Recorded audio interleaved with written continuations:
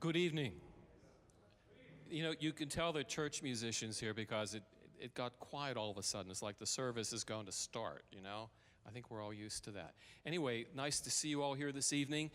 We are here because of the hospitality of Mark Anderson and the good people of Shadyside Presbyterian Church, who have always really supported our guild and let us use their beautiful facilities, and we're very grateful for that. And our chaplain is here. I've asked her to open our meeting with a prayer. Good evening. Yes, I'm in the right direction. 'Tis a gift to be simple, 'tis the gift to be free, 'tis the gift to come down where we ought to be. And when we find ourselves in the path just right, 'twill be in the valley of love and delight. When true simplicity is gained, to bow and to bend, we shan't be ashamed.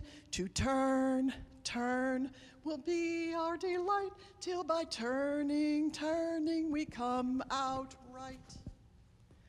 For many years, I've done camping ministry, and one of the pieces of music that has come through is this shaker tune, and you'll find it under Lord of the Dance. And the last verse, no, the second to the last, there are 5 verses, and we do it, when I do it around the campfire, I danced in the Friday when the sky turned black. It's hard to dance with the devil on my back. They've buried my body and they thought I'd gone. But I am the dance and I still go on. And then the chorus, dance then wherever you may be. We come together to make the music, to pick up the songs that people have left, to form them anew in our lives, to teach them to our children, to remember them with our elders, and we sing them to God. We sing them in the middle of the night. We sing them at the keyboards when we can't get the timing proper. We sing them in the shower. But we're always singing them to God with whatever mood we come with.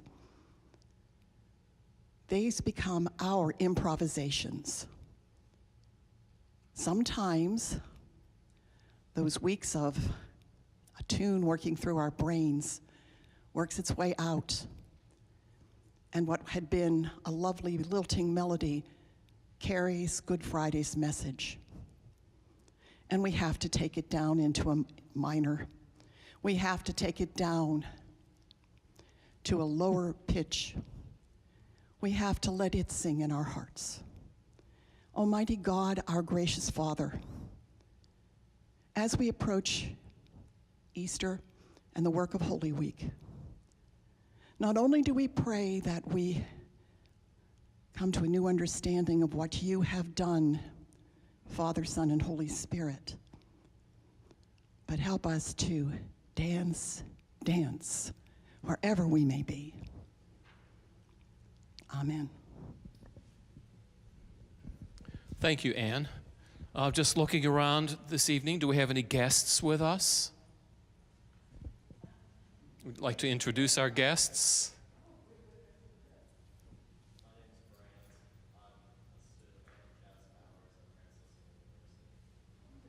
Very nice. I'm the organist at St. Joan of Arc Church, and I'm eagerly joining the guild. Well, welcome. You're always welcome here. Are there any, well, let me first of all say that there is a committee that is working on elections. You know, the offices of dean and sub-dean are going to be open this year, and we have some people who have been asked and are considering. So there is a committee that meets tomorrow to finalize a slate of candidates, and you will be somehow notified of all of that. Thank everybody who is considering. It's like that knock on your door that Uncle Sam comes. Well, it's for the deans. I mean, it's for the chapter. Do we have any announcements, any chapter news to discuss before our program this evening? Any reports? None? So OAS has our next program at East Liberty Presbyterian Church. That's going to be Alan Morrison. That'll be on Sunday, April 30th at 3 p.m. And prior to that, continuing our dinner and a concert series, we'll have a barbecue picnic in East Liberty Presbyterian's garden. If weather permitting, of course, it's ready to move it inside. But be sure to visit our website and make a reservation for dinner, and we hope to see you there. Thank you, John. Any other business? Okay, well, I'm going to turn this microphone over to Christine Kluel, our subdean.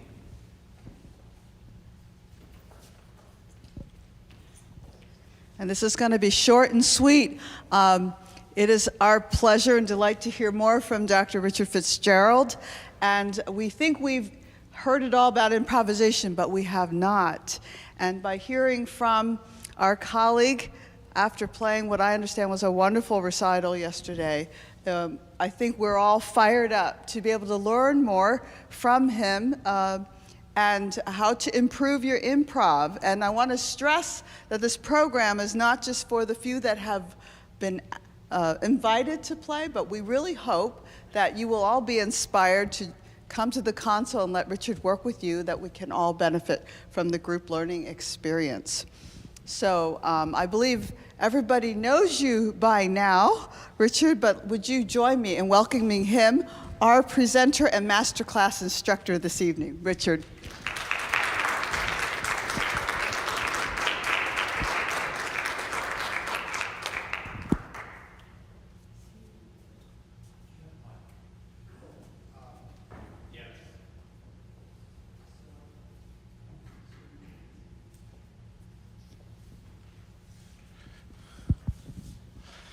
Good evening.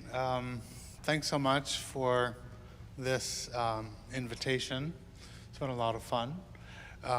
Thanks in particular to Christine and Mark for facilitating my presence here. So thank you. You have 5 things. You have the Improve Your Improv sort of the syllabus for tonight. And then you have Figuration Prelude, a common scheme. Form in music. Then the little booklet handout.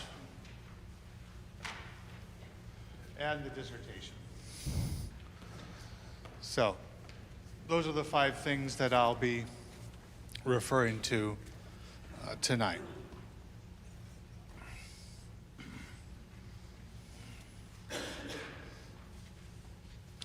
So what is improvisation? There's a lot of misconceptions, I think, about improvisation, and in that whenever an improviser improvises something, he or she has never played that piece before, and that's only partly true. We as improvisers prepare to play unprepared, and there's a lot of truth in that. I mean, basically we play the same pieces over and over. We just change the themes, and so I'm going to. I'll just start by demonstrating a few things, and then we can have some players. And if there's ever a question, please just shout it out. Doesn't matter how silly you think it is. Maybe I like dialogue. It helps me feel less nervous. So anyway, right. So how do I go beyond noodling. So I think we all have the experience of feeling like, we're sort of noodling during communion, sort of, creating music that it's not really substantial just by itself to listen to. So I'm not really going to, focus on a particular school or anything. That being said, most of the time my sort of default is a more modern style. I love Hindemith and Messiaen and Scriabin and Debussy, and so I think my own sort of language is a sort of a synthesis of these things. So let me just start the ball rolling, and I'll just demonstrate a few things.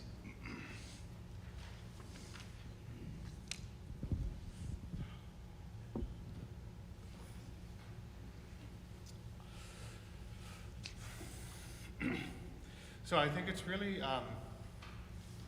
this first section is going to be just, how to create surface material.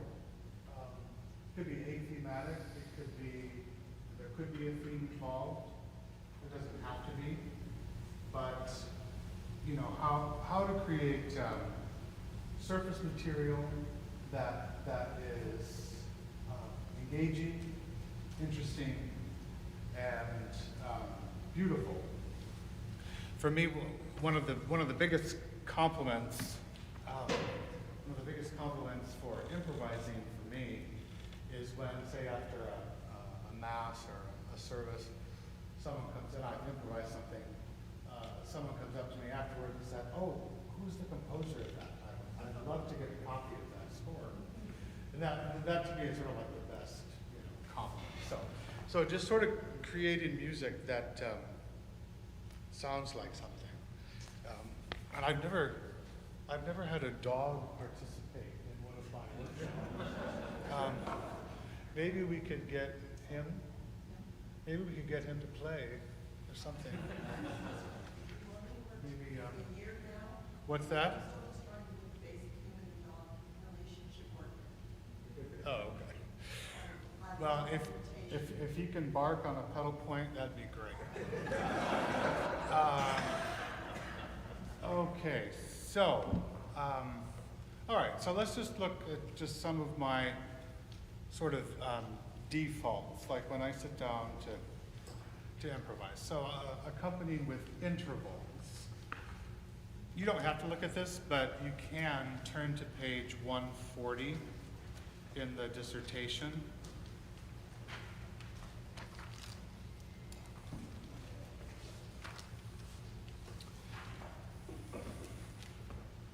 These are all just, sort of compositions that I started, never finished, that just demonstrate, how to simply just choose an interval and stick with it, and it can create some interesting things. So let me take a fourth. And I'll just use for athematic for now.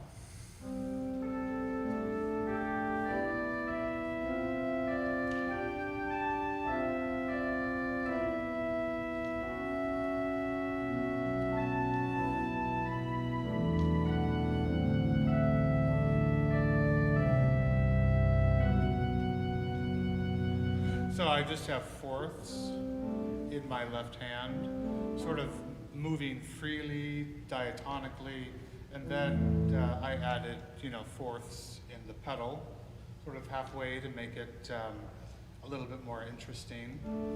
As you practice, you'll discover things that you like, things that you don't like, and that's a really important part of the whole process, is allowing yourself to experiment a bit and discover the things that you like, things that you want to incorporate into your own language, things you don't. So that's really important. So and of course the tune that you use can also just be focused on perfect fourths, or any interval. I'll take fifths now. So.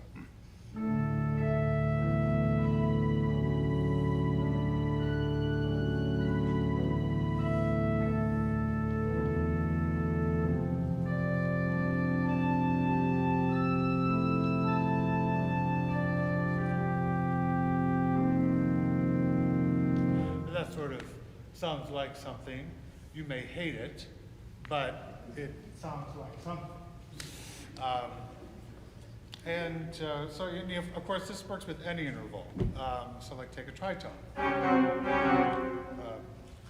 Have an entire piece built on tritones. So.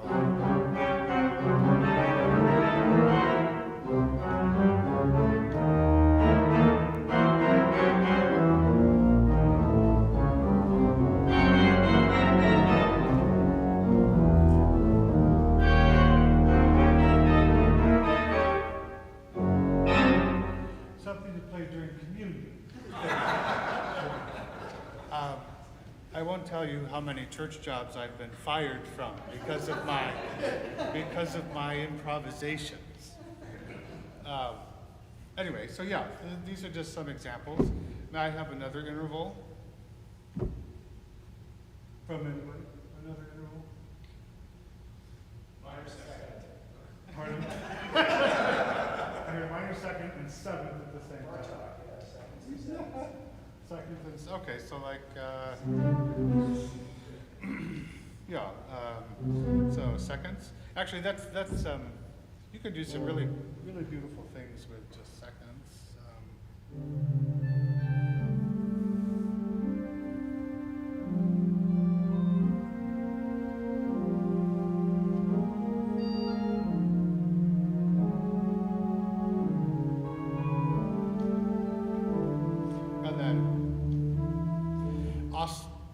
Ostinati are an improviser's friend, so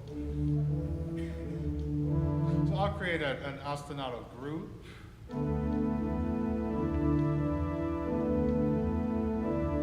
Right, so that's a type of pedal point. That's I'm gonna call it a pedal group. But you do that.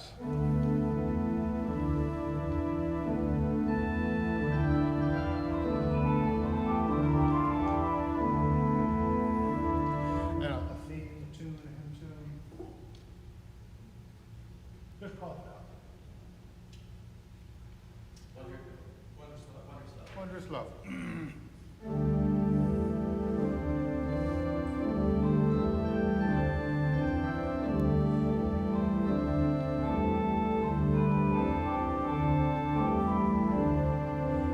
And then maybe move it somewhere.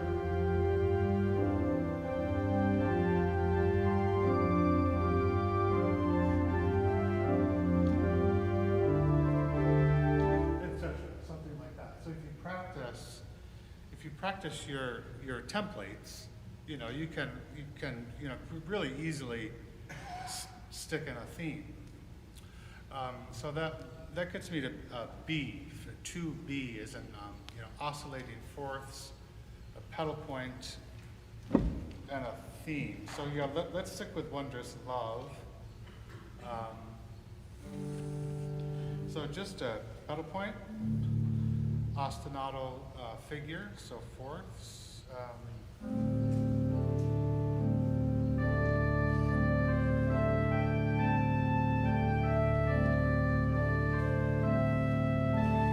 And then each phrase you can simply move the pedal point.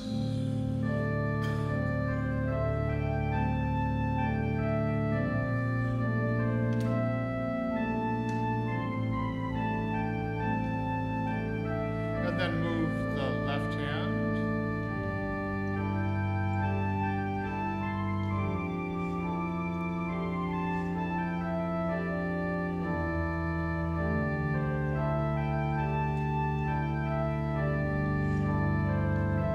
I got carried away and started adding fifths in the pedal, but anyway, that's just an example, something that's very easy. One thing I love about improvisation is that it will help your repertoire playing because you can work on things that will develop your facility that you may not necessarily always find like in repertoire at your fingertips. So I have, obviously the pedal points in the pedal, ostinato figures in the left hand, but, change it. So now the ostinato figure is in the right hand and the tune's in the left.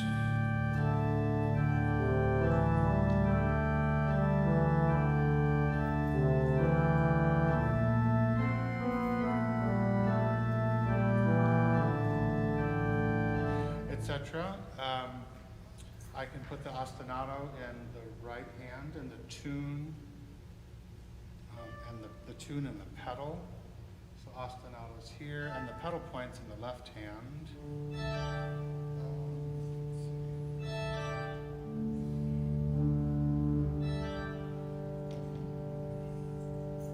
Okay.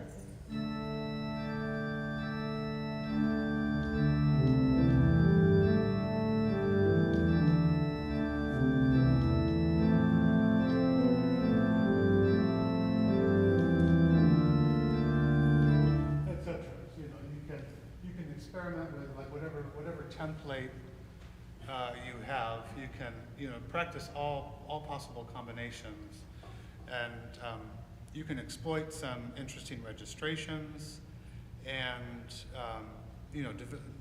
develop your own technique. So just some other tricks of mine, just to stimulate creativity. I like to do somewhat unusual things. So let's see. Yeah, so I call this the raindrop.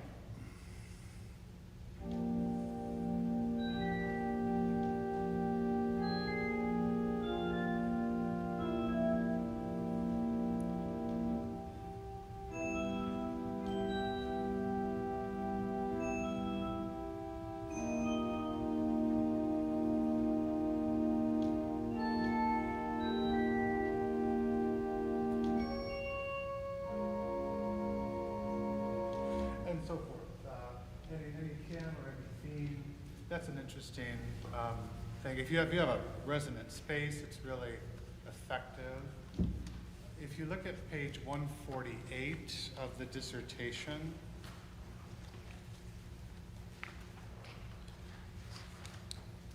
I'm basically just going through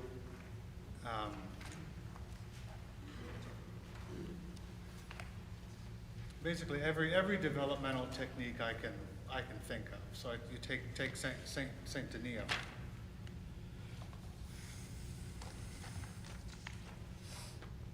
And you can apply just some simple ornamentation.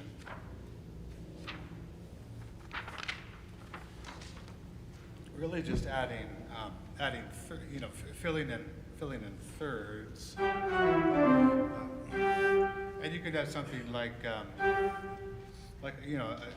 introduction to a hymn.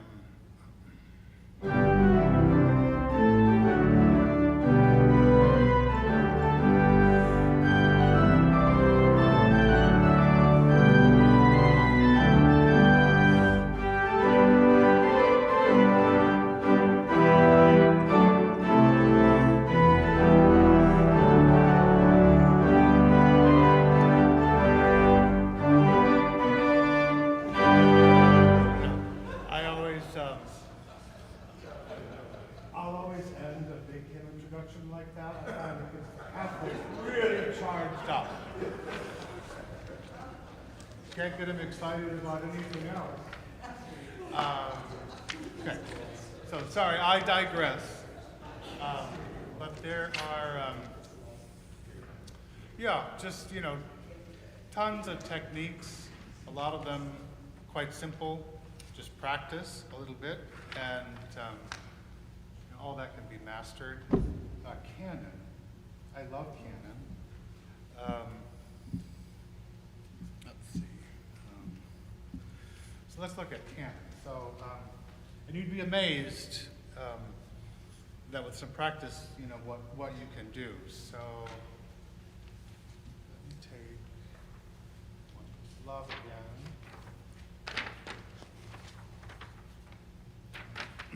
Sorry. So yeah, so right hand leading.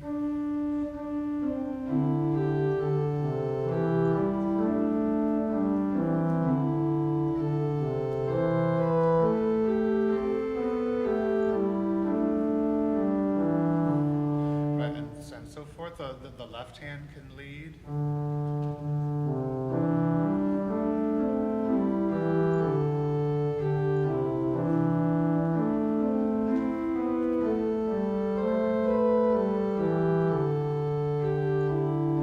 And so forth. That sounds very simple just by itself. You can easily add another layer, again, just by a pedal point works really nicely.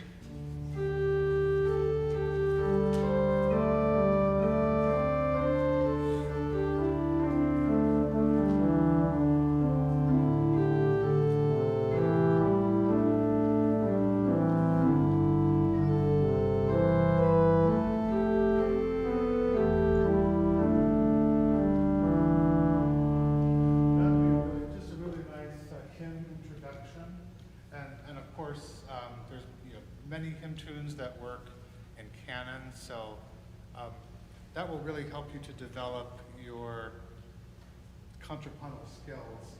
And it's really amazing when you practice improvisation, especially counterpoint. You go back to your say Bach, Bach fugue. I find that I'm acutely aware of the inner voices. So it's like when you practice counterpoint, it really forces you, to listen to the interrelationship between the voices. And I find that informs like my own playing of, Baroque music. So can't go wrong.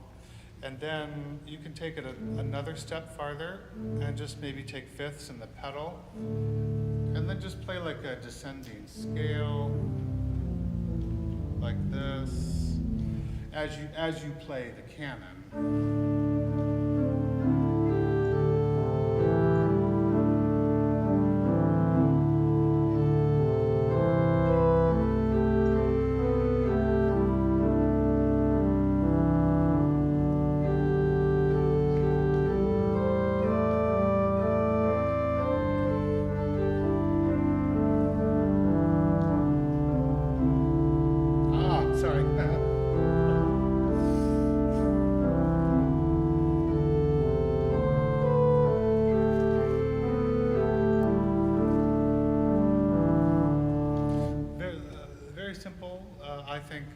I think very effective. And of course, Can I ask you a yes, question about that? yes. You just said something about having many hymn tunes work as a canon. Do you have any kind of, what helps you decide whether a particular hymn tune works as a canon? Well, first of all, a lot of hymnals, you can just go to the back and there's a list of hymns that work in canon. But okay, otherwise, I just sort of listen and experiment. And when you do that, and I'm taking it another step further, like this example, you can experiment in different keys. If it doesn't work in one key, try it in a different key.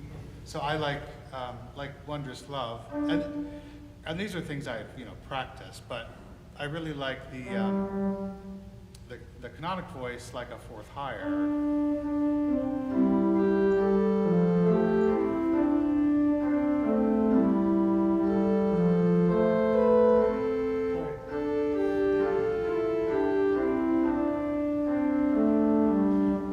Another key. Oh,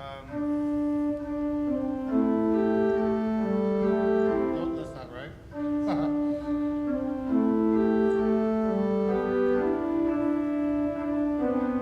No, I don't like that as much. But half step is great.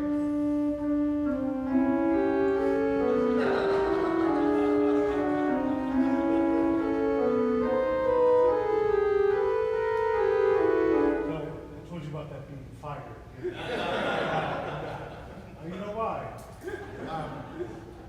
so experiment, and as I said before, which is sort of one of my themes as I teach, you experiment, you find out what you like.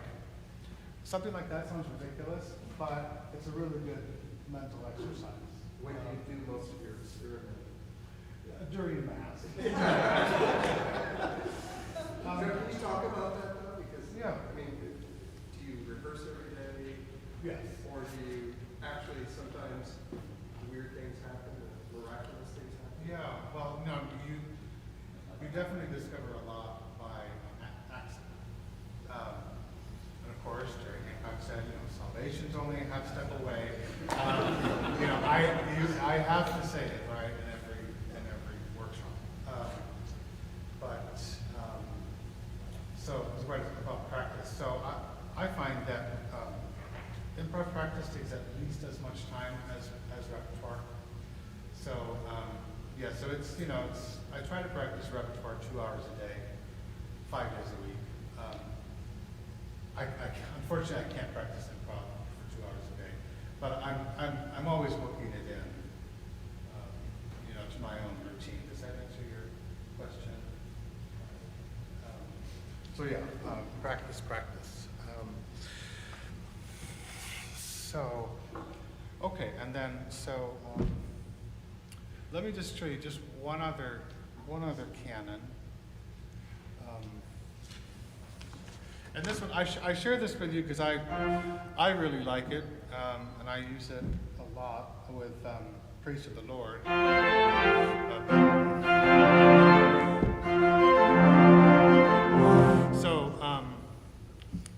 Praise to the Lord in canon.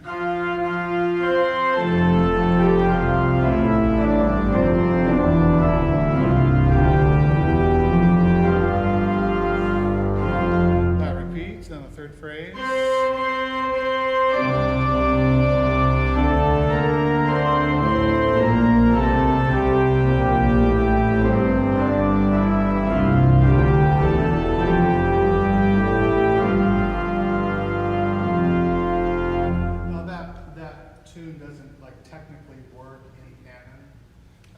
But I happen to really like it, and I've used it as sort of, a festal introduction to a hymn. So if you simply take like a fifth in your left hand, and when in doubt, trill, like a fourth or a fifth. It can be a lot of fun. Let's see.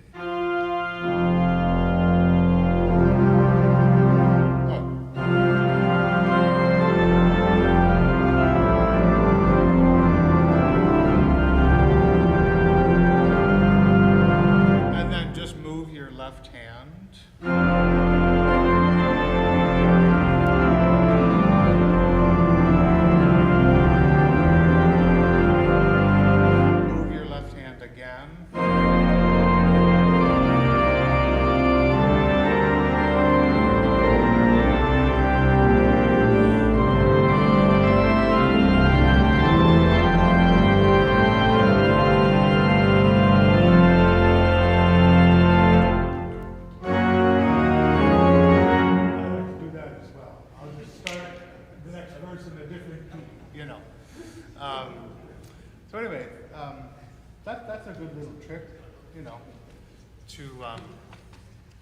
that's a little trick to use. All right, so going on. So scherzo, so toccata and scherzo are very closely related.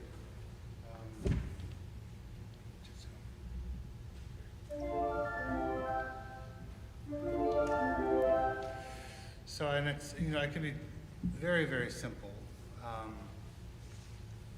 Again, if I'm going back to Wondrous Love, you could play a scherzo like, just with block chords.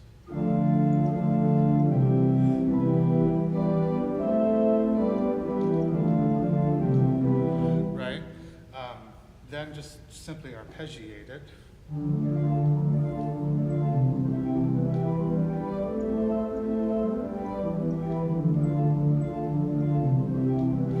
Okay, then the next step is try to cover, and this is sort of a tenet of improvisation, is to try to use the entire range of the keyboard. And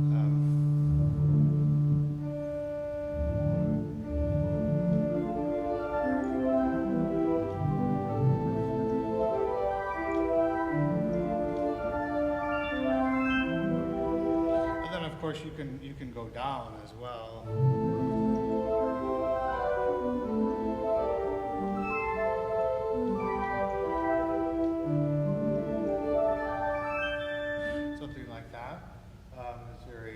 Can be very effective as like a variation.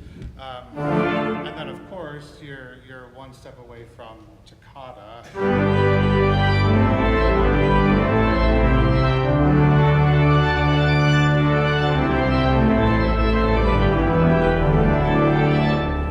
Same thing. And in terms of toccata, you can do whatever you want. What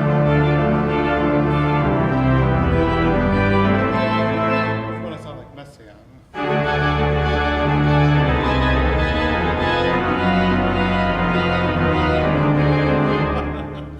Little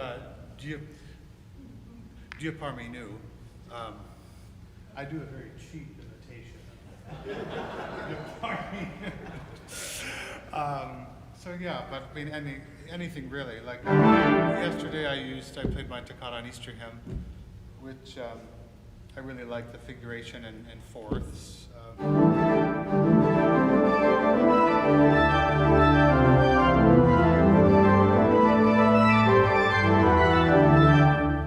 And so on.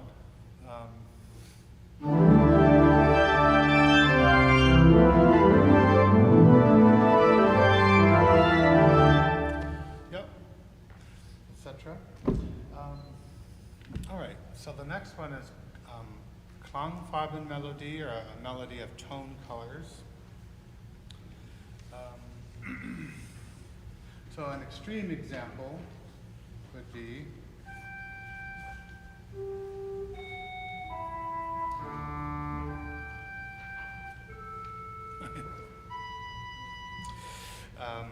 but you can sort of mitigate the strangeness of that by just holding an interval.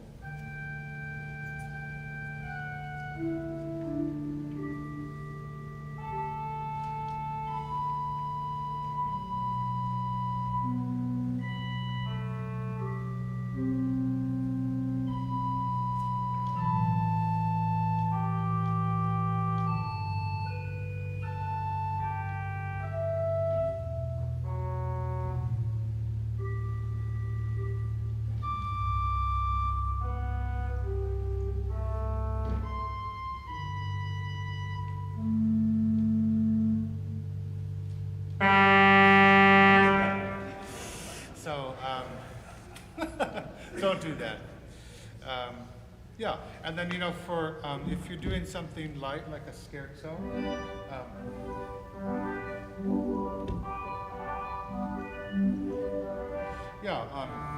that sort of thing I did before, just changing manuals is also really effective.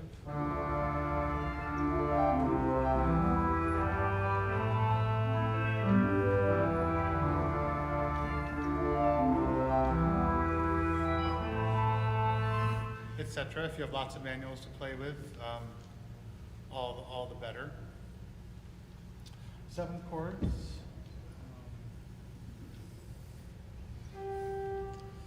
It's fun for me to play tunes in sevenths. So 7th chord meaning so this is 4/2. So the 7th is in the bass.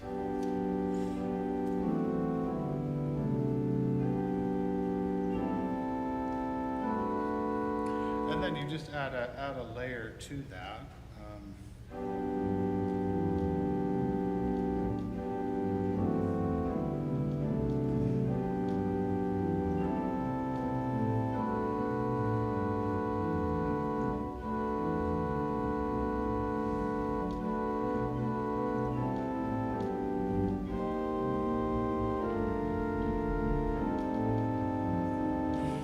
like that can be practiced, of course.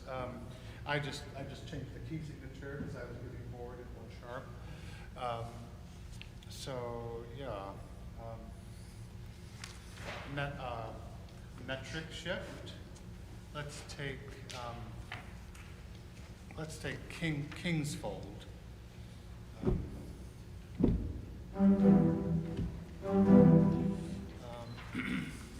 So yeah, so like King's Fold as a barcarolle.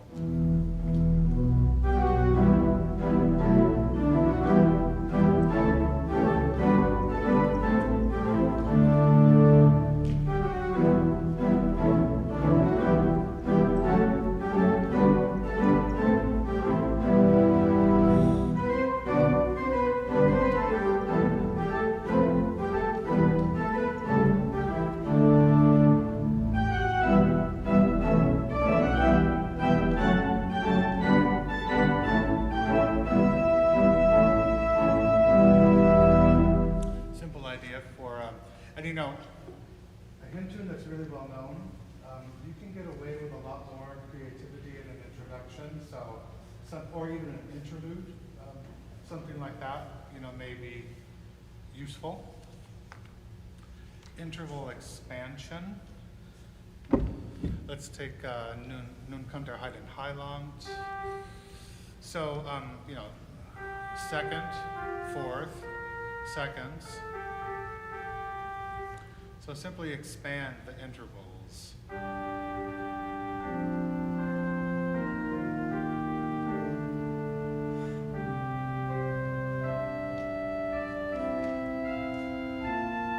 If you just, even if you just maintain the shape of it, also the rhythm, we'll recognize it.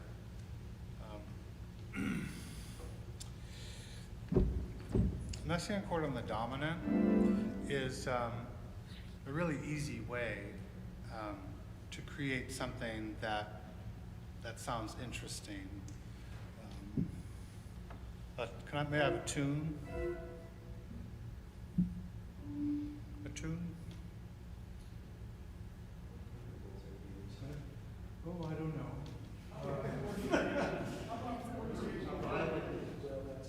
40 days and 40 nights? Hyman. 40 days and 40 nights?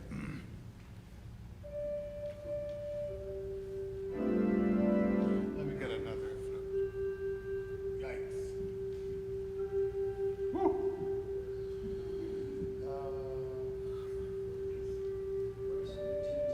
Oh, okay, here we go. What's that? If the organ's out of tune, are there any? Yeah, what do you do? Just play a hymn you really hate. Okay, so chord on the dominant.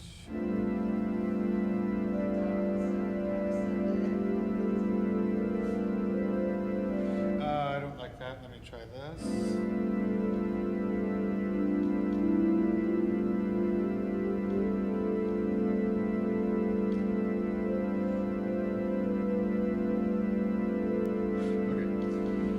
Could do it that way, or you could make it more interesting and be very simple and just simply slowly arpeggiate the chord.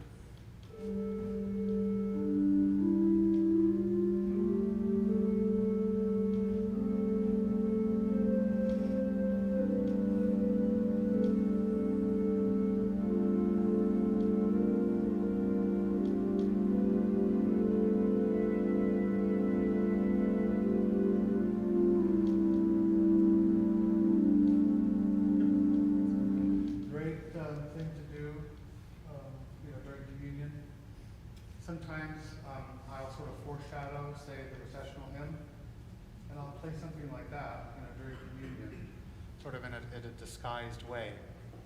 Now, transposition, really, really, really important.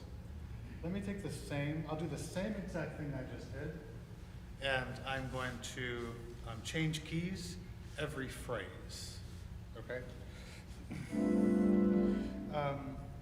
Let's see. Just so I don't blow a gasket, I'll just do the block chord rather than arpeggiating.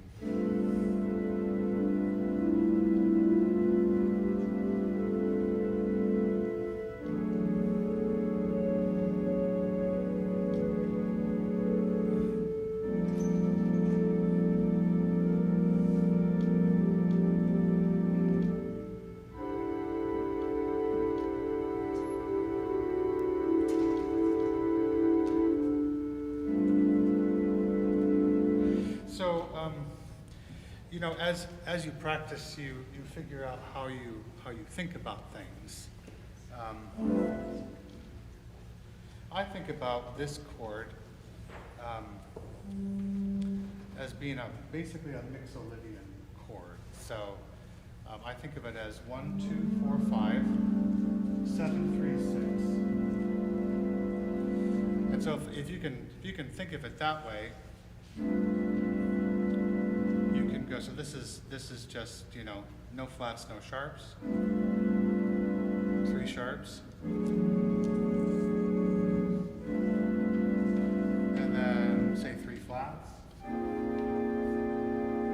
And this is a really neat, it's a really neat chord because you could go anywhere. So tell me, so I'm in C, tell me another key.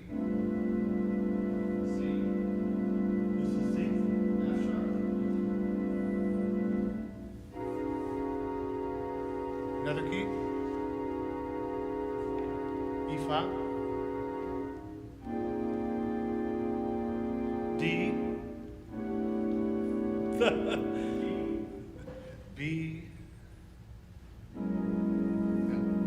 Anyway, so I'm demonstrating the point.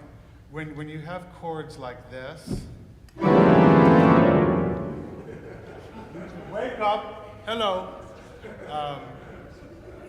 When you have chords like that, you can really, you know, really be flexible with it. Okay, let me. I want to take.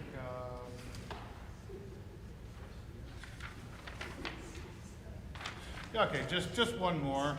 Here's the Aaron.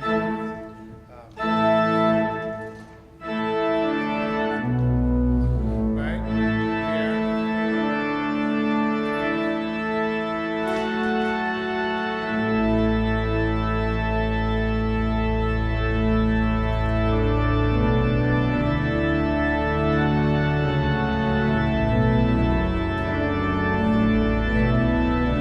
Yeah, so you can take the same thing and put in a tune, like let's say Nettleton.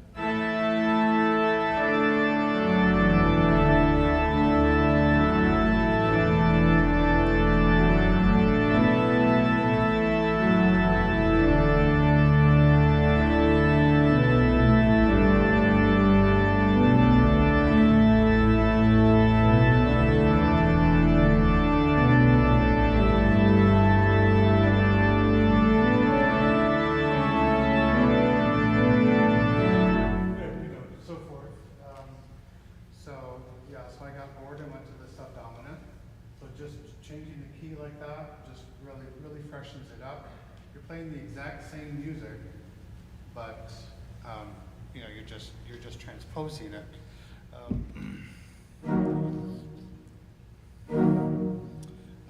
Yeah. Okay. So yeah. So that's that.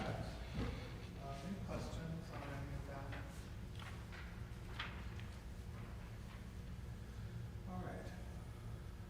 May I have a victim? I'm very enthusiastic to volunteer for that.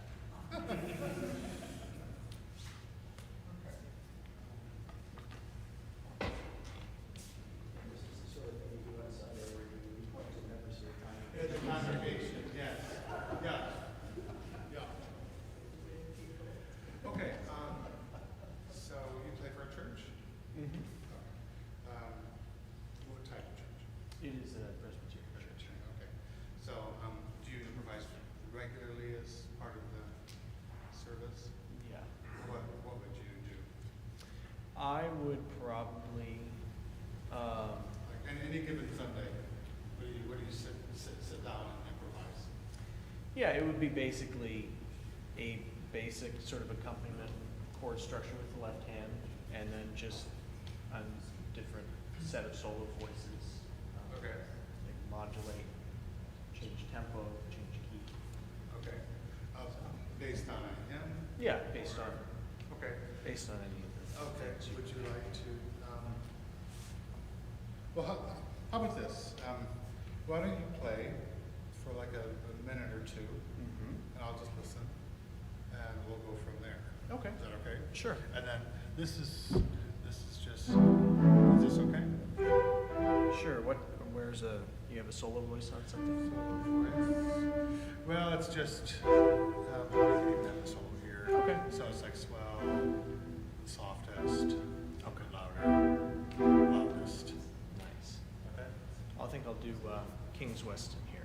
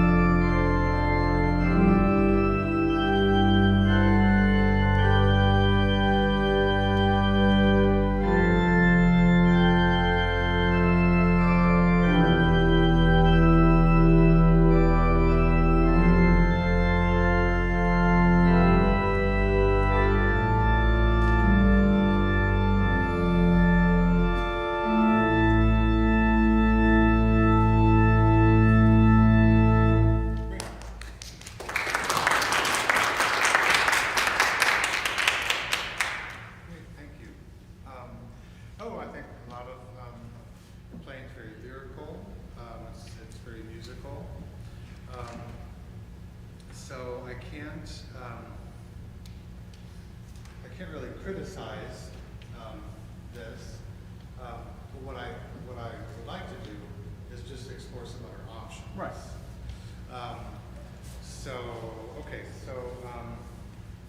I'd recommend.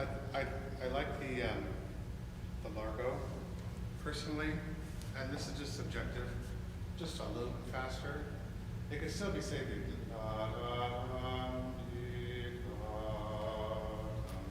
I think would be good.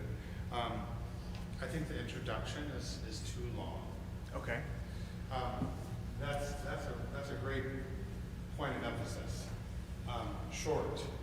Keep it short, or the sections, or the texture, or whatever. Really, the shorter the better. What seems like a moderate length to you, to the listener, is interminably long. Right? And no, I'm not saying it was that, but I think that it could be. So the introduction serves to sort of start weaving the fabric, you know. So let's try it so just a little faster and with a shorter introduction. Okay. I probably can't replicate what I did anyway. I'd like to do it in the key it's written on this time.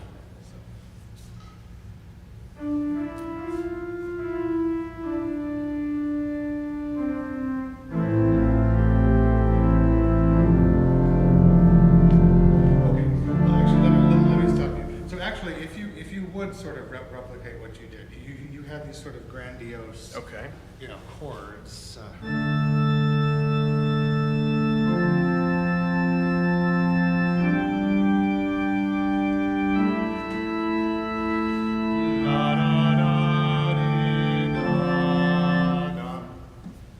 Sure. So. One. Go ahead. 1, 2, 3, 2, 2, 3, 4.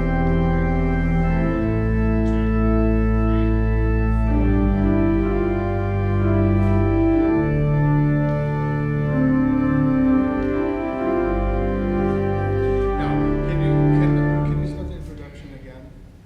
Sure.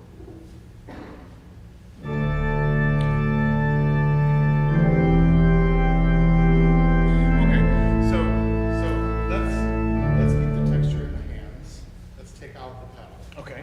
and then we'll do a 4-bar introduction, and then the tune will start at the pedal. Okay. Can I add a little? Sure.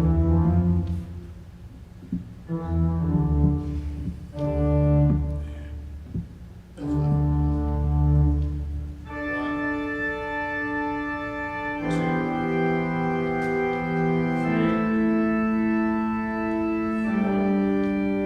2,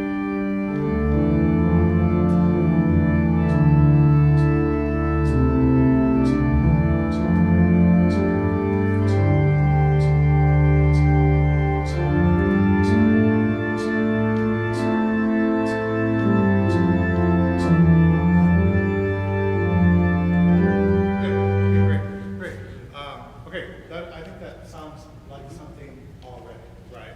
Because concision. Generally, you want the introduction to be 2 measures or 4 measures. I mean, generally. Okay, so let's do something. So one thing as improvisers, we tend to be sort of in the middle of the keyboard a lot. So we have, how many notes? 61? Is it 61? Sorry, I'm actually used to playing like 58. I forget what it is. 61 notes. Okay? So start, here, let me show you. And you can decide parameters. I'm going to have 4ths in my right hand, 5ths in my left hand, 2, 3. Oh, see, I already screwed it up. 2.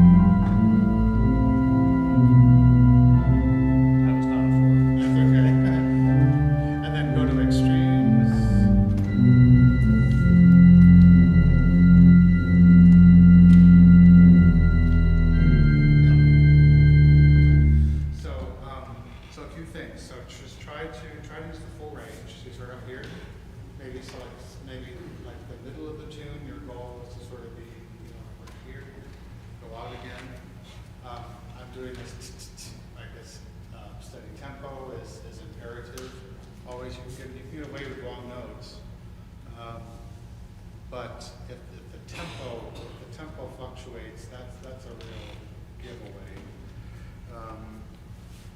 And then be consistent with whatever interval you choose to use.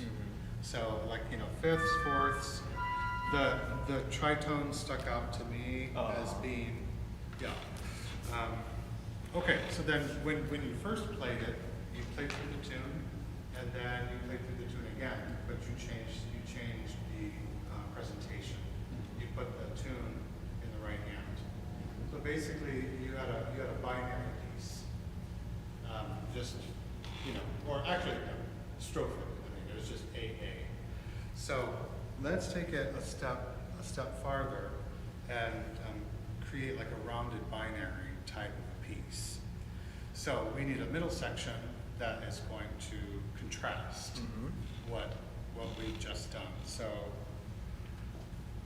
what do you think would be a good contrasting idea? I really liked what you said about metric, varying the meter. So like, I need something a little fuller. So maybe like.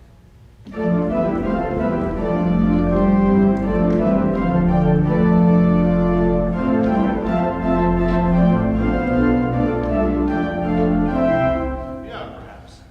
Okay, so 2 great points. First of all, change the registration, right? So we as organists, we have the luxury of all these colors. Use them to to their fullest, so that you can elucidate the form. So that's great. The second great thing is rhythmic contrast.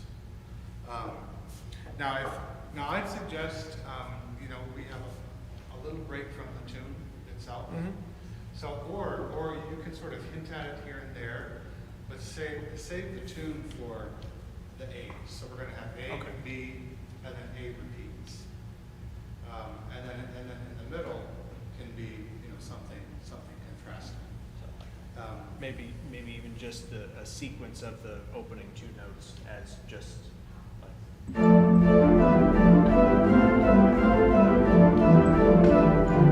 Yeah, so something like that. Sure. So let's try to put it together. Let's take the end of the tune, the end of the A section, and then we'll go to the interlude, and we'll go back. Okay. When we go back, could you put it in the subdominant? Subdominant So could you of start on G?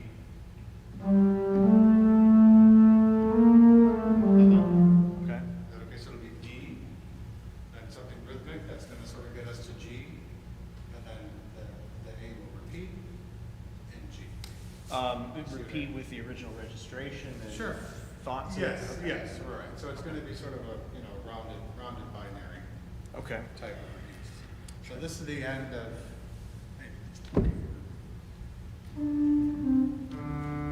I don't remember where you were before. I think everything here. Okay. Oh, what was I doing?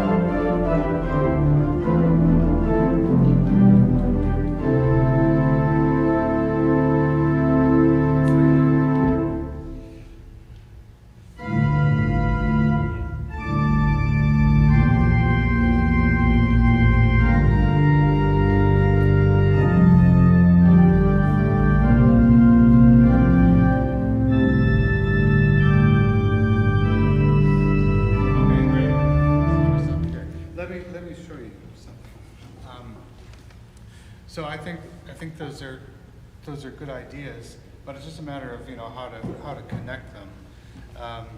So if we're okay, so let's take the end.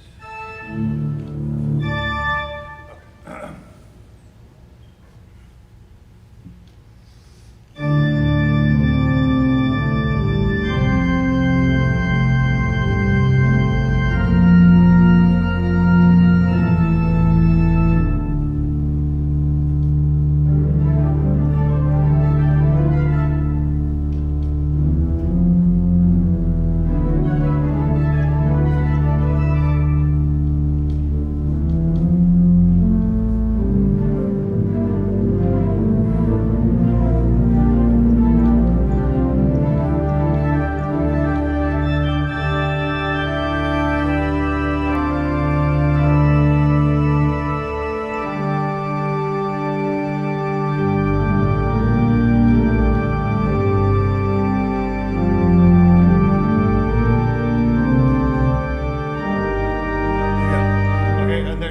Section.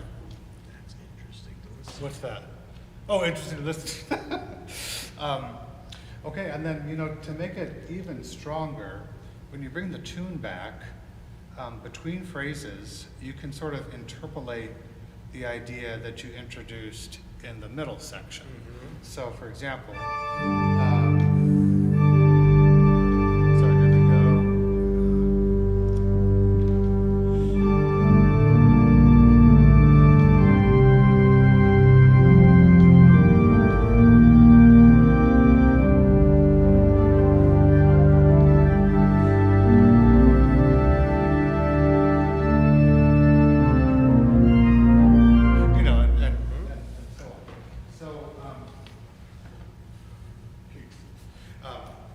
So another major point is that I think improvisers can do well to think about economizing all of the materials. So generally, the fewer ideas you have, the more sort of cohesive it's going to be. So I mean, here we have three ideas. We have the sustaining layer. We have the tune, and then we have the rhythmic idea. And for a short piece like ABA, that's all you need, really. So I'm one for planning and thinking about it as it's composition. We're just not writing it down, and that's what improvisation is. It's composition in performance.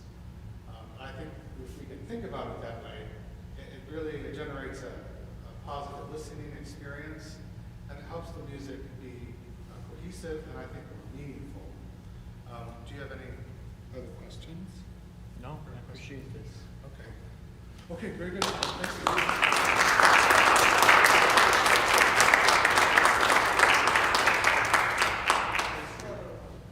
Chris Now, or Victor? Dr. Ernest? Joyce Norwood. I'm a very practical improviser. I'm sorry. I'm a very practical improviser. Great. The service I play for is highly liturgical. My choir sings proper verse and offertory. And while the pastor is preparing the altar, I improvise on the melodic things that the choir is going to sing for the offertory. Yep. I have a thing against postludes, but the pastor for whom I play now likes something at the end. Okay. So I simply improvise on the closing hymn. Okay. Now, Do you think we can have you speak in the mic? Oh. Joyce, because the live stream audience, I'm sure would benefit from hearing you. No, I'm just saying I'm a practical improviser. You're strong. Yeah. so when you say you're against Have to say. postludes, do you mean improvised postludes or just Yes. postludes in general? No, no. I just improvise on the closing hymn for 16 measures, 20 measures, enough to get people in a good mood to leave, I guess.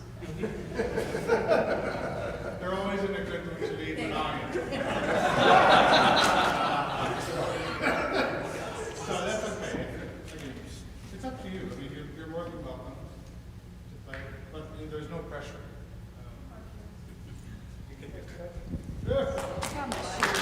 I'll take your mic, thanks. Yes.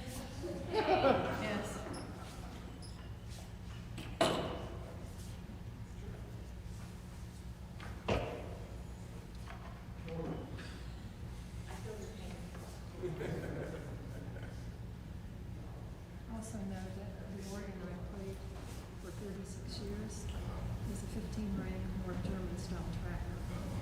So this is a little overwhelming to me. Well, don't worry about the registration. We can just do Okay, all right. that's fine. We just need to be sure that when you talk, because of our live stream, people will want to hear what you have to say. Hello? Sure. And what, introduce it and then play it as if Why don't you just play what you would normally play on a weekly basis?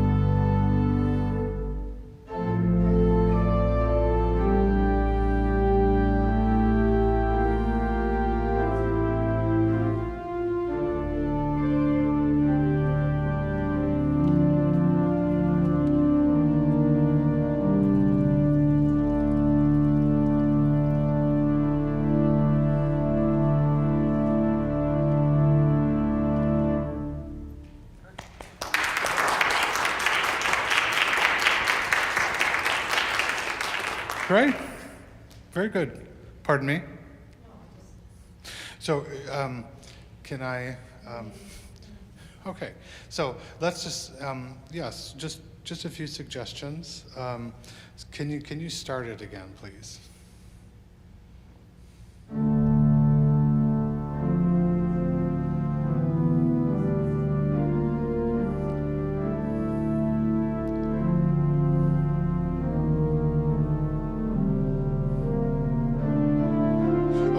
Okay. So can you cut the introduction length by half? By half.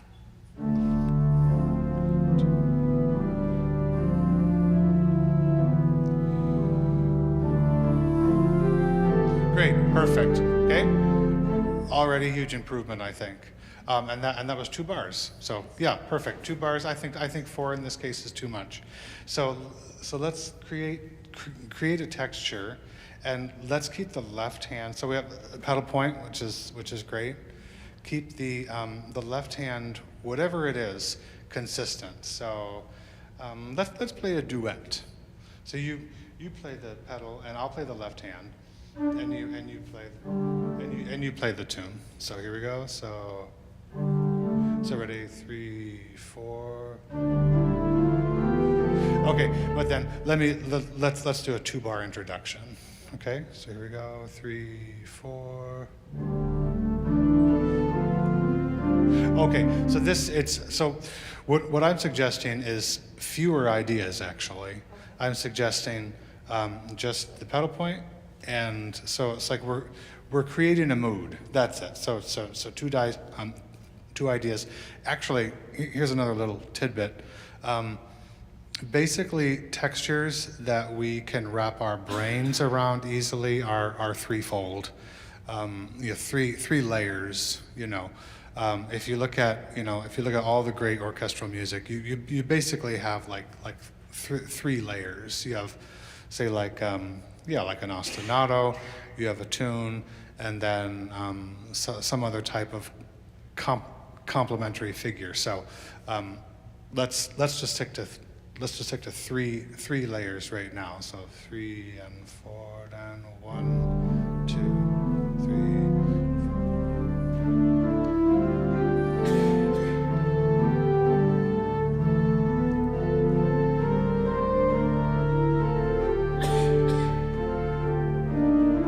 Ooh, sorry. That was my phone. Yeah, okay, great. So that's, okay, and then can you try that now by yourself? Just keep the left hand really consistent. Yeah, good. And just keep that left hand going.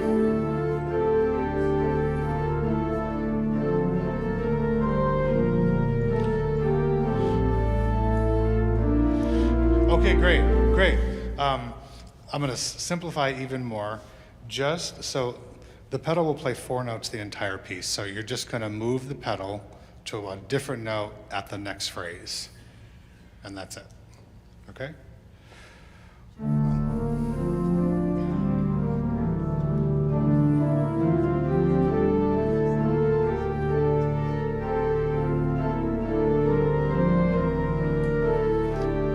Now the pedal's going to move. There you go.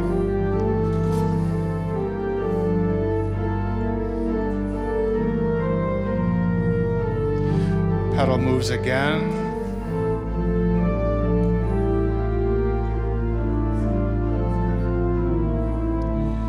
And the pedal, yep. Sure.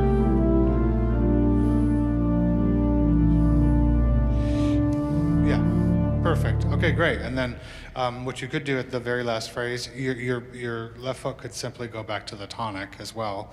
That simplifies it even further. So that's good. So that seems to me to be more consistent.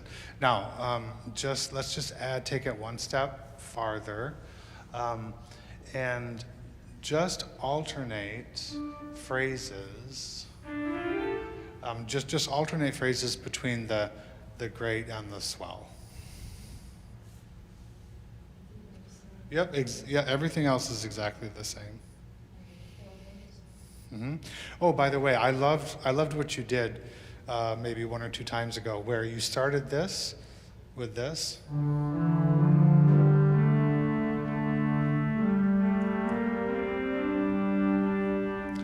Of course, that's the old technique of the head motive, right? So it's like the counterpoint that accompanies the tune is derived from the tune itself. Anyway, that was a great idea. That's okay.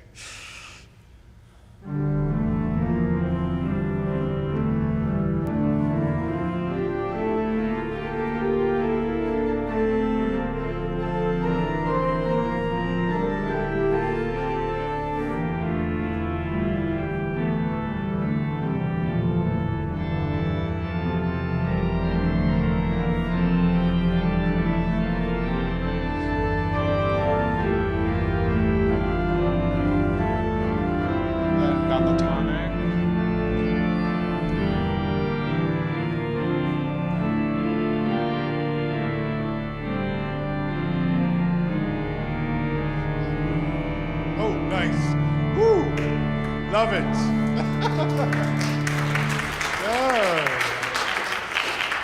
Okay. Great. That was wonderful. And you know, that's a great thing. You know, at the end of a piece, you're trying to, you know, generate some pull towards the, you know, final chord. You can do, you know, ugly chord, uglier chord, really ugly chord, and then. So that's a great trick. Thank you so much. Thank you. All right. Okay. Did you want to say, sir? Oh, Chris. Yes. Right? Okay, great. Next victim. I feel like a game show host with this microphone. What would you like to play? I don't have a lot of experience with improvisation. Uh-huh. It's my second instrument. So. Uh-huh. Okay. So it's up to me. Yeah. I'm sorry. How do you work with the beginning? I have absolutely no idea. No, I'm kidding.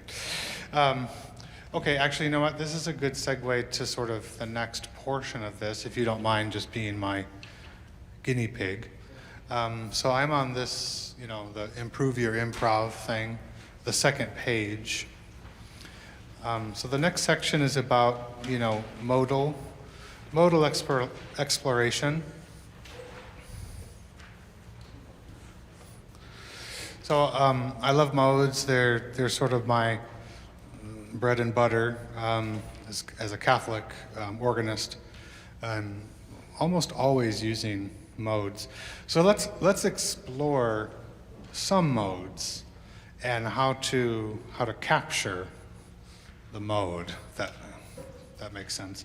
So yeah, so let's just start with Dorian. The Dorian is really the most, historically it's the most important mode, meaning it's the one that's, you know, most used. So D to D.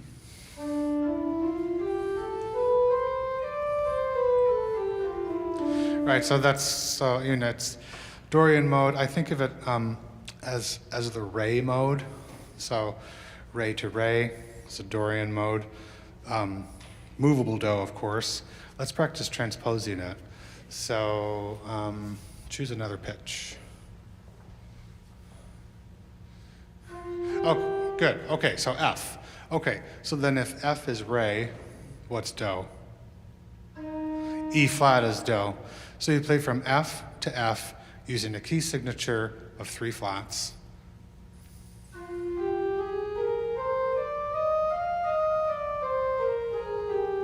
And you get a Dorian scale. Let's do another one. So C sharp. So if C sharp is Re, then what's Do? B. So C sharp to C sharp using the key signature of 5 sharps.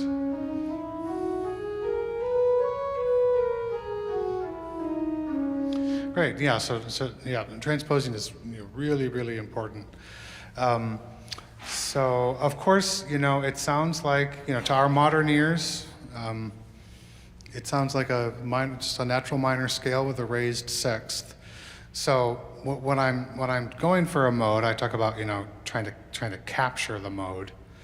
I'm always trying to exploit that idiosyncratic note. So the Dorian, it's the raised sixth. So one thing I'll do to practice the modes is to just simply harmonize a scale. So can you harmonize a D Dorian scale? So the scale will be in the top voice, and then you can only use white keys. And slowly or Whatever.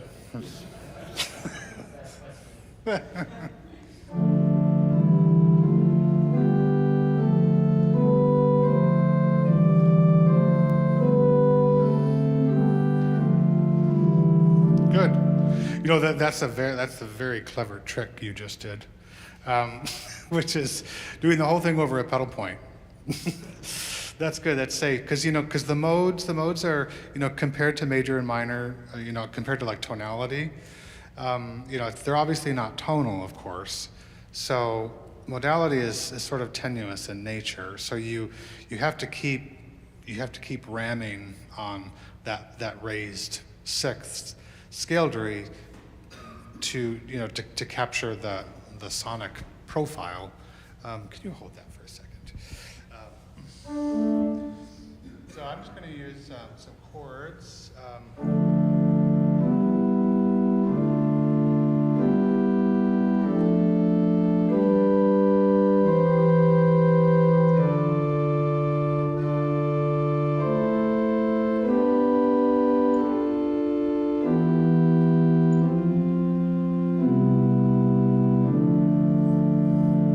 So like every opportunity I have, I'm using that raised sixth scale degree.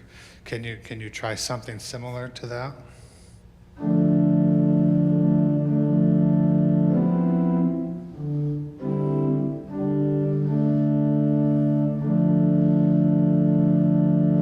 Good, perfect. Good. Good. Good.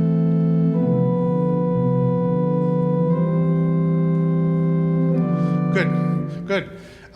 My only criticism is, and this is just my own shtick here.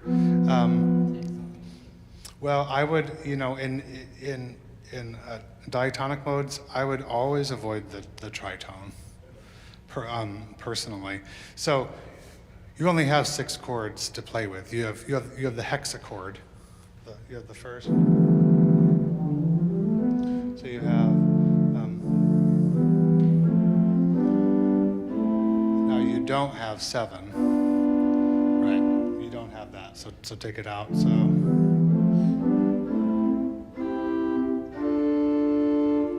okay, so how about just one more time, and just try to avoid that tritone.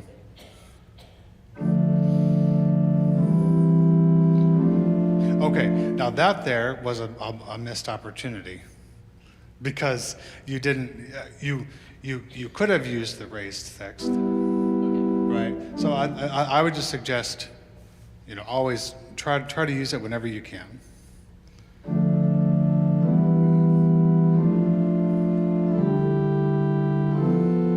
Yeah.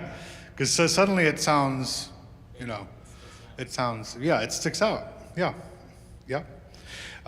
Okay, so let's just go back to I'll show you something really simple. Let's just go back to our sort of ostinato idea with a pedal point.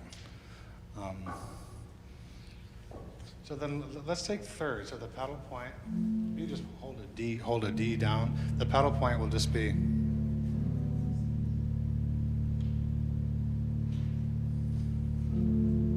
you go with this well?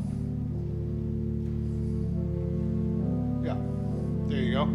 Okay, you can't mistake that's Dorian, right? So just try that. And then I'm going to play a melody that only uses 5 notes. I'm going to plant my hand on 5 notes, and I'm not going to move my hand. Go ahead.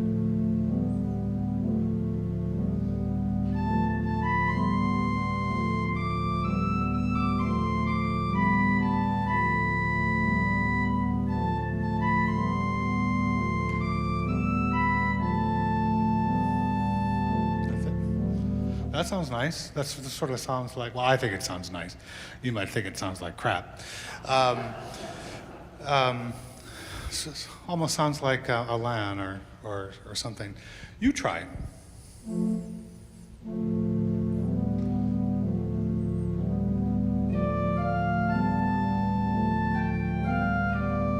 Oh, no. Follow the rules. He's breaking the rules.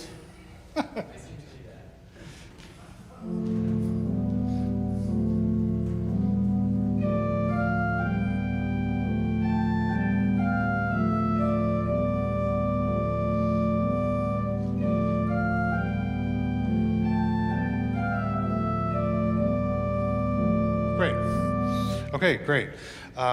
So you're just intuitively doing balanced phrases, which is great. So it's like, 2 measures followed by 2 measures, or 4 and 4, whatever. So that's good. Two thoughts. First of all, the first phrase, end the first phrase on an unstable tone. Okay? So you're not going to end the first phrase on the D minor triad. You'll end, on an E or a C, or let's say, well, if this is your hand position, then you only have 2 options, right? Okay, so that, and next, this is really important. Try to have a rhythmic motive that we can, like I used, bum ba da dum, da da da da da da da da da, or something like that, and then just use that rhythmic idea, and that's going to help unify it.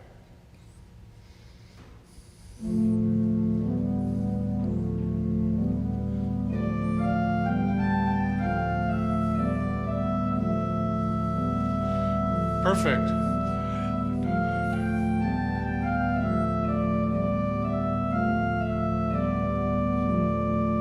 Okay, yeah, no, that's excellent. Triplet, great idea, because it's something that's, I think we perceive it as duple, but when you insert the triplet idea, it's very distinct, very recognizable. Yeah, okay, so then we were talking about, how important transposing is, and when we were sort of getting into the Dorian mode, you played a D Dorian scale and then an F Dorian scale.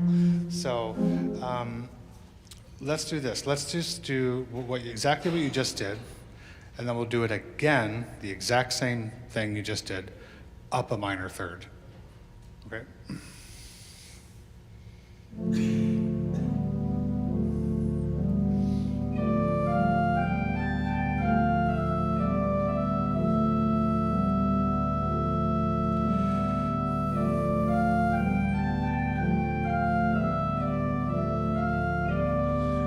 F Dorian. It's okay.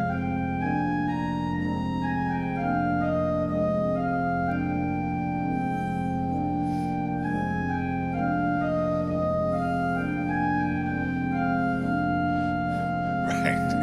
And then it's like, okay, well, now what? Well, I have some thoughts about that, but okay, that's excellent. So a little practice thing. Just play your accompaniment, and then just play like some Dorian scales, Just try that. Just up and down Dorian.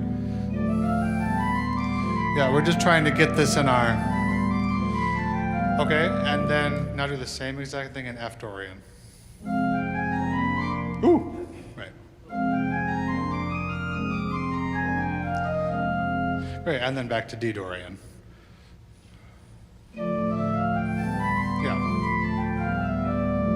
Yeah, so like I'll always be sort of creating exercises that just help me sort of wrap my mind around it. Okay, so then let's go.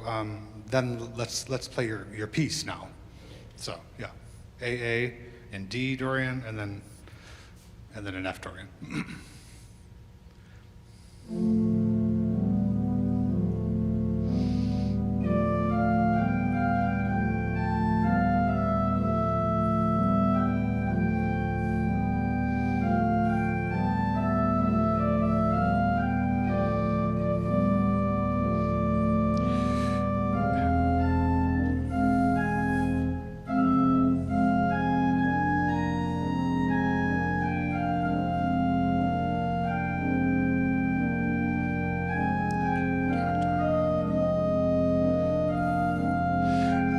Then you could go back to D Dorian and good.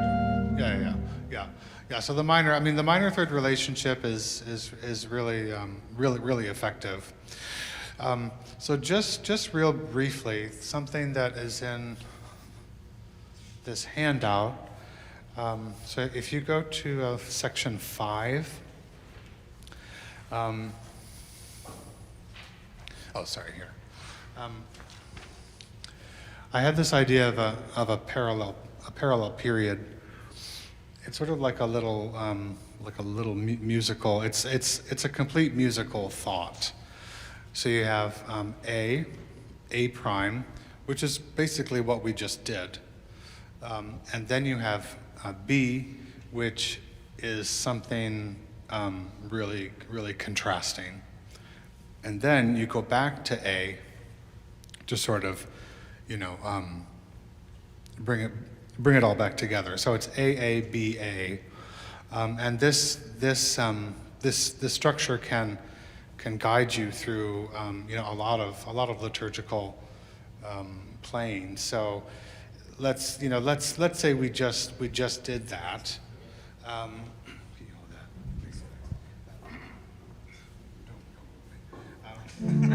So let's say we just did that. So D minor, F Dorian rather, and then just something totally different.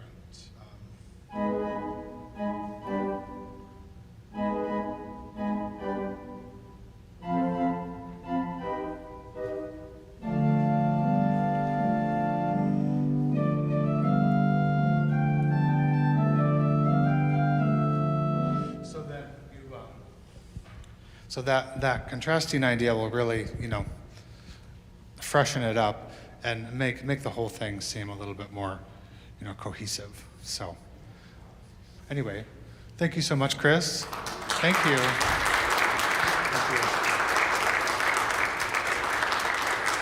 Thank you. I'm almost out of time. Can I have just a few more minutes? Sure. Is that okay? Okay, just a few more minutes, just to guide you through some of the other things that I brought. Yeah. Okay. So let's just go through the other handouts. So form and music.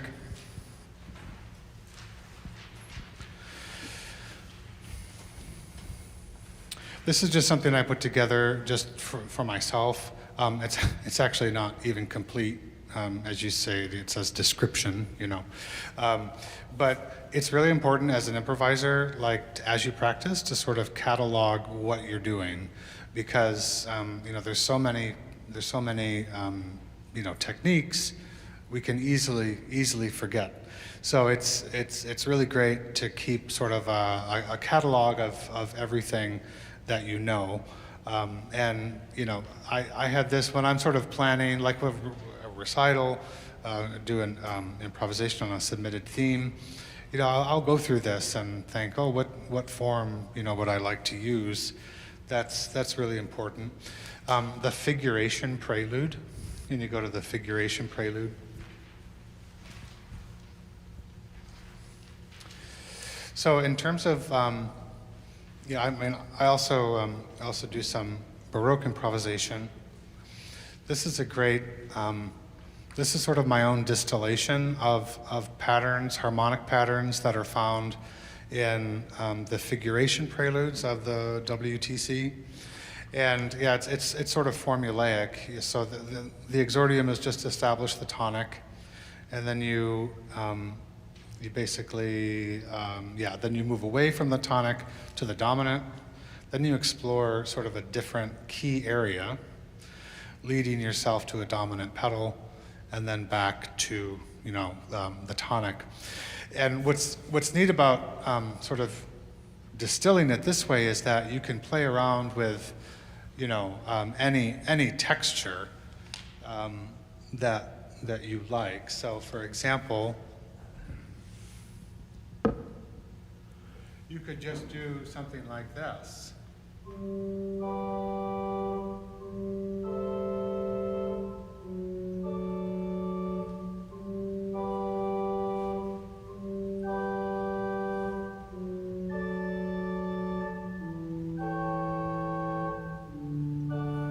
Right, and you can play that entire thing, and that could be sort of a little interlude. And you could just do whatever texture you want.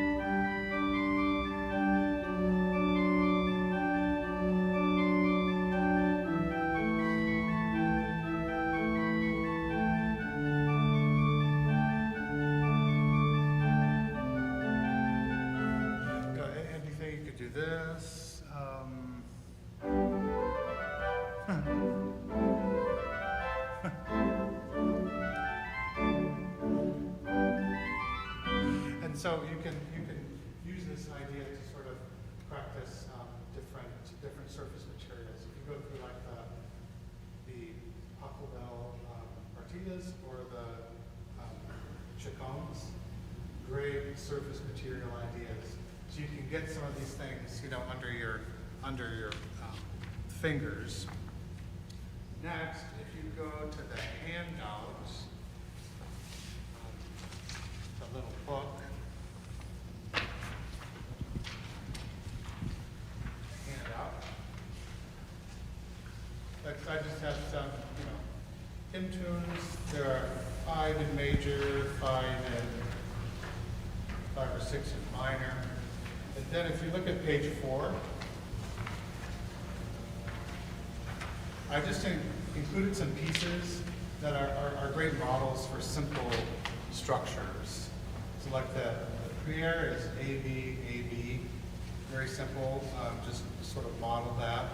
And then the next page, it's really the same thing, the homage, Father Landino. Same thing, A-B, A-B. Then there's a line, page 8.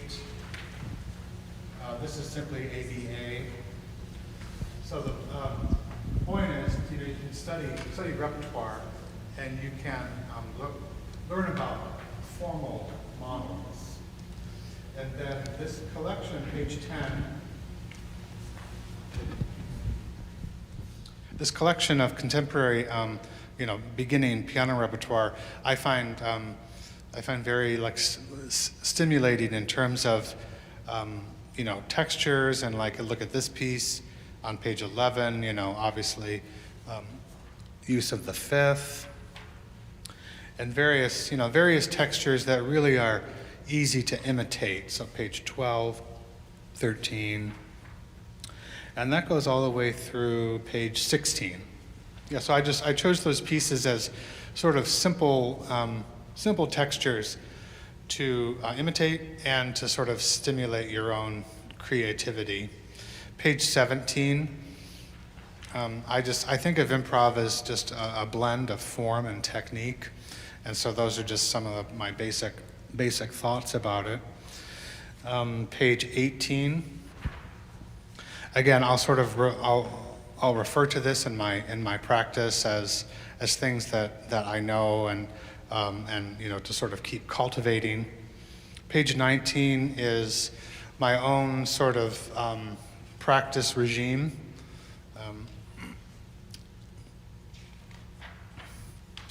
And I'll use, page 20 just to make sure I'm practicing all of my diatonic modes, and then page 21.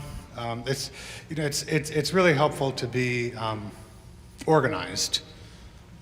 Of course, the same thing applies to repertoire, of course. If you're interested, in getting started with some Baroque improvisation, look at page 22. And again, this is my own distillation of harmonic idioms, harmonic/contrapuntal idioms of the mature Baroque. So much of Baroque improvisation is memorization, memorization of patterns, harmonic idioms. So it's really good practice. Let's see, and then I think that's it. Let's see, did I miss anything? Oh, and then the dissertation.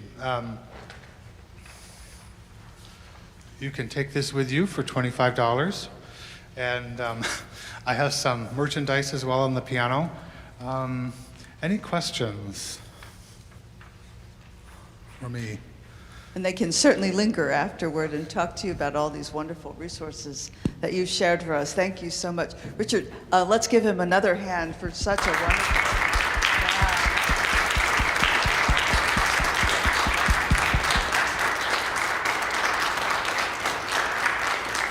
From your concert to your demonstration that launched the masterclass and the instruction, and also just these invaluable resources. Thank you so much for giving us so much this whole weekend.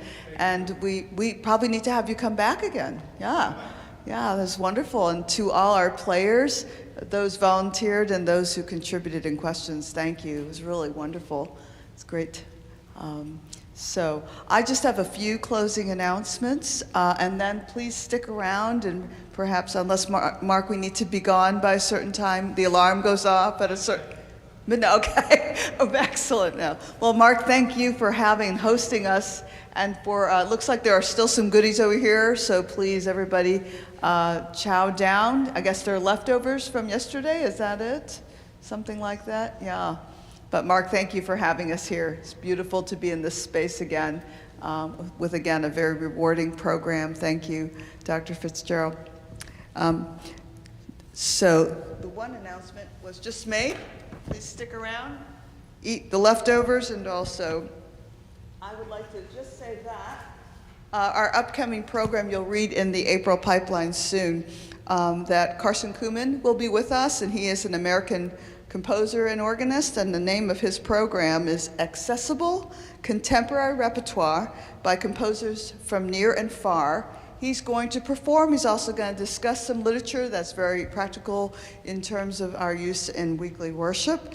And he's also going to provide an opportunity for questions about the literature he presents, and also we are free to ask questions about the literature he has written as well. We really hope you'll come out. That'll be at First Lutheran Church, 7:30 on April 24th. And again, look for the Pipelines article that will describe that program. And as a closing comment, we're still open for more members to perform at the members' recital at St. Paul's Episcopal Church, where Doug Starr will be retiring. And so come on out and help us celebrate. And also, if you are willing and interested, please consider performing. We still have room for more members to perform. So we would love to have more than we have. And the only thing we ask is that you play works by Pittsburgh AGO chapter members. You can play your own, or you can play someone else's. But please consider being a part of that celebration, and that is on Monday, May 22nd, 7:30, the same time. So, are there any other announcements before we call it an evening?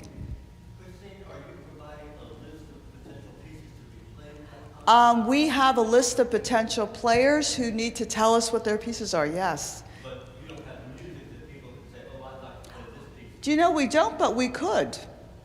Yeah, would that be helpful? Okay, we're on it. We'll find it, and we'll send it. And then you, if people would, that's a wonderful idea, Larry. Thank you. All right, thank you.